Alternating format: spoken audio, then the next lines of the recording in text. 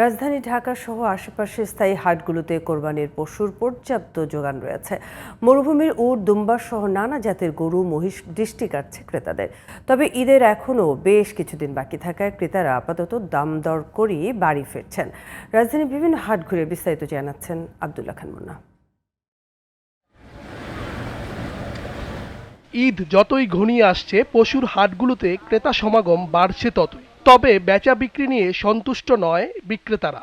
গরুর দাম একবারে কম কইতেছে কাস্টমারে। গত বছরে তো আল্লাহর রহমতে গরু পাইলে চাইলে খুব সুন্দর বেচা কিনা করছি। এই বছরে কাস্টমারটাই আমি দেখি নাই। আশা করি তো আসছি, কিন্তু না কাস্টমার পাই না এখনো। ঈদকে কেন্দ্র করে বিভিন্ন জাতের পশু নিয়ে হাটে এসেছেন বিক্রেতারা। বিদেশি জাতের মহিষ, ব্রাহ্মা জাতের গরু, আমদানি করা দুম্বা ও উট দেখতে ভিড় করছেন নানা বয়সী মানুষ। উটের চাহিদা আমাদের খুবই আছে বাবা।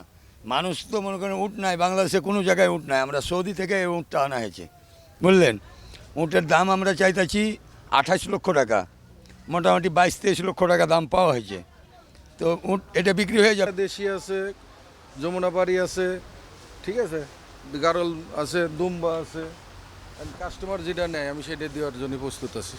60,000 থেকে শুরু করে 10-12 লাখ টাকার পশু পাওয়া যাচ্ছে হাটগুলোতে। বাজেটের মধ্যে হলে অনেক ক্রেতাই গরু কিনে বাড়ি ফিরছেন। বাজার এখন মোটামুটি একটু চারার মধ্যে আছে।